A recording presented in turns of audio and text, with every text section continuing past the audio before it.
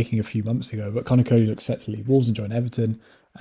First of all, if you're an Everton fan, fair play. You've taken a market opportunity to get Conor Coady from us, and he'll be great for you.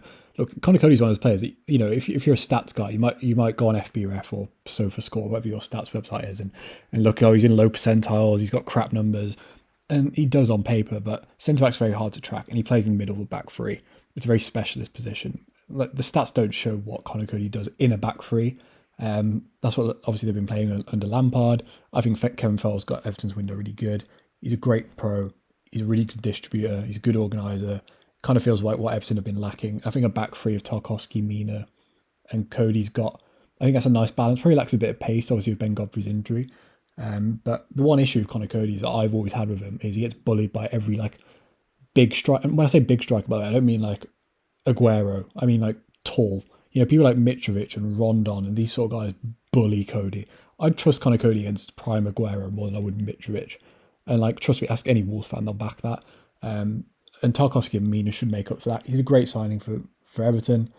I guess the only concern with him is, the issue is the whole Scouser thing, or I guess he's a Wall, right? But because I think he's from St Helens, right? But I guess that's the only concern you'd have to get over with Conor Coady. But Conor Coady will be great in the middle of the back three. Ignore the Wolves fans that say he's terrible. He's not terrible, and I'd ignore his numbers.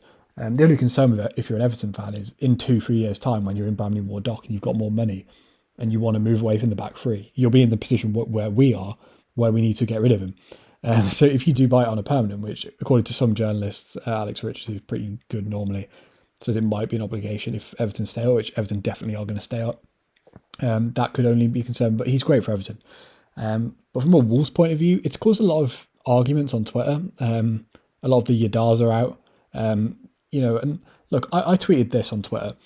We can't sell, because a lot of people have been moaning and saying, we conceded 2 goals against Leeds, and using that as an example to why we can't sell Conor Coady. By the way, on the loan thing, if it is an obligation, then fine. If it's a flat loan, it's ridiculous and we shouldn't be doing it.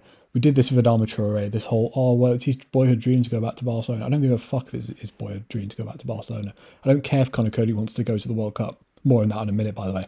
But anyway, I tweeted this. We can't sell Conor Coady after the Leeds game narrative is pathetic. Kilman Collins escaped Leeds press well. Sarr, Aït-Nouri and Johnny Costa's that game. And I stand by that. This whole, we look shaky in a back four thing. Yeah, okay, but that's not because Conor Coady isn't there screaming and shouting. This guy put first game without Conor Coady and they all have their worst games for Wolves. I think that's correlation more than causation. Roman Sace wasn't there. Was it because of Roman Sace? No. I thought we were actually pretty good defensively for a lot of that Leeds game. It was just a couple of moments. I wouldn't be that concerned. What was this guy? Can't believe we dropped Conor Coady, our captain legend, for someone who was instrumental in Burnley getting relegated. And you're getting a lot of these sort of tweets. And look, people are entitled to their opinion in it, but I don't think it's that black and white. And the only issue is maybe depth. You're losing another centre-back, but Willy Bolly's adequate enough cover. And we've only got 15 games until the World Cup. And then that ends in January, right? Or the end of December. So even if we do get injuries, we'll probably only have to firm it for a couple of games until the World Cup, then we can just buy one anyway. So I wouldn't be that concerned about from an injury point of view. And he obviously doesn't fit a back four. I don't care what these Yadar people, and I've got nothing against them by the way, but what these people say, he doesn't fit a back four. I don't care what anyone says. So it probably is the right thing to move on for him and for the club, and he'll be at peak market value now.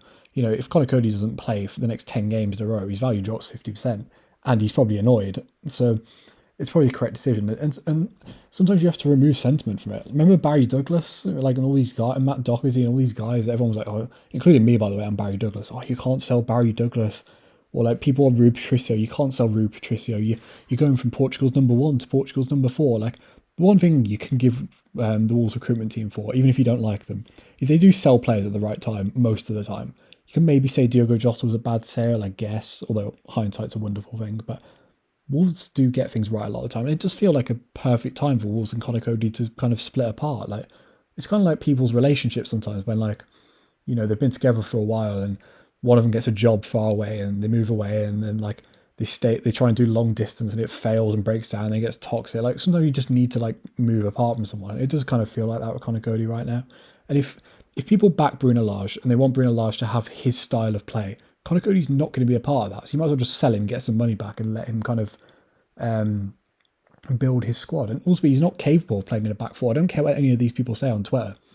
he's not capable of doing it. Like, so he just doesn't have the physical attributes for it and the pace for it, and that's fine. There's nothing wrong with it. But if we want to play a high line, Conor Cody's not going to do that. I don't care what anyone says.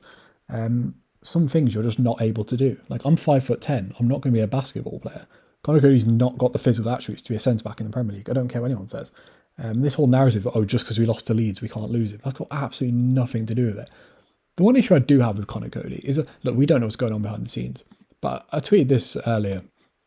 The one issue I do have with it is if Conor Coady, if Bruno Lage does want to keep him and wants him to fight for his place, and he's only leaving for the World Cup, I do kind of have an issue with that a little bit. Because I think you can read that if you want, but basically my point is, if you're Conor Coady and Bruno Lage has said to you, look, Collins and Kilman are ahead of you, but you can get your pace back if whatever happens. Maybe he hasn't been told that. Maybe he's just told you got no chance. But I think even if Wolves kept Conor Coady and he played 2 games between now and the World Cup, Conor Coady's going to the World Cup anyway. I don't give a fuck what anyone says. He's still going anyway. Don't forget the World Cup this season. I think you can take 27 players instead of 23. Don't know why, but you can have a bigger squad. He never plays anyway for England. He never played at the Euros. So I think he goes to the World Cup anyway. Plus, he's played so much football over the years. It's not like he's an injury-prone player. I know he'll lack some match sharpness, but I think he would play anyway, or would go anyway. So going to Everton, and if he goes to Everton and plays 10 games and plays pretty well, I don't think he's going to start for England anyway, because he still hasn't disproved the myth of him not being able to play in a back four. He'll still have that question mark against him. So that's why I tweeted this. Find it surprising he doesn't back himself to start over 2 centre backs. Look, if you're Conor Coady and you stay at Wolves and you take Kilman's spot or you take Collins' spot and you play well in the back four, then all of a sudden, I still think he goes to the World Cup anyway, even if he didn't. But all of a sudden, you've proved that you can play in a back four in Premier League level. And if Tyrone Mings has a bad start to the season, if John Stones doesn't play, he was on the bench earlier today for Nathan Ake, these sort of things. And Harry Maguire had a bad game earlier. If Conor Coady can prove that he can play in a back four at Premier League level for Wolves, then all of a sudden, he might not be starting for England, but instead of being the backup guy who's just there for a song and a dance and to big everyone up, he might actually go from being the 5th choice centre back to maybe the 3rd choice or the 4th choice. So I think this whole, he's just leaving for England thing is I don't know, I have a little bit of an issue with that. If that's the only reason he's leaving, it's a bit embarrassing that he doesn't back himself to start over 2 centre-backs who, Nathan Collins played, 30 senior games in his career, and Kilman's played, 40? And they're both way younger than him. I'm surprised he doesn't back himself to start over them. But look, it's a buy. And obviously, I get people have an issue of it as loaning him to Everton. I get that. But ultimately, I've seen people say they're a rival. They're not a rival. They're going to be between 16th and 14th, in my opinion, Everton. At best, and probably worst case scenario, 16th to 14th. So they're not a rival. That's just my opinion. Feel free to disagree. And ultimately, it's a buyer's market. Conor Coady's never going to go abroad. So you're going to have to sell him to the Premier League. And you'd rather sell him to Everton than like a West Ham or a Leicester or a Newcastle or that sort of club. And ultimately, it's a buyer's market, and there's no point having an unhappy player around. And I think Wolves are lucky that we already have depth in that position. And I've seen people say, what if you switch to a back five? We're not going to switch to a back five. Or at least I can't see that anyway, otherwise we wouldn't have loaned out Conor Coady. And even if we do switch to a back five for certain games, I don't really see... I know Conor Coady was good in the middle of a back three, but it doesn't mean that we couldn't play a back three of Bolly on the left, or on the right, Kilman on the left, and Nathan Collins in the middle. Nathan Collins has been brought in because he's good on the ball. I don't see why he couldn't be a sweeper in a back three. And he'd have more pace and be better in the air than Coady anyway. I just think this is a natural... it's just a natural breakup. And I think people should just move on and accept it. If it's just a flat loan, which I don't know right now because I'm recording it, then that's ridiculous. And that's a bit embarrassing. It's really Tim Pot. They were just like, you want to go and play in the World Cup? Go on, Codes. Good lad. That's a bit embarrassing. But if there is an obligation, I have zero issue with it. I think it's fine. Apparently it's 12 million. I've seen that mooted around. I think that's an all right fee. I don't really have an issue with that. I don't really think 12 million with add-ons is really a bad fee. He's 29. You can only play in one formation. I mean, he's got 2 years left on his contract, right? I don't really think that's much of an issue. And also, the thing is as well, if he'd have stayed on the bench for the whole of next season and barely played, then all of a sudden it kind of ruins his legacy a bit. Not to me or to a lot of people, but it will in some people's eyes. He'll always be seen as the guy that failed in a four. Whereas now, if he leaves, he's had 7 great years, and he can move on and just have a good career, and he can always just be seen as the legend he is, because he's been the best captain I've ever seen.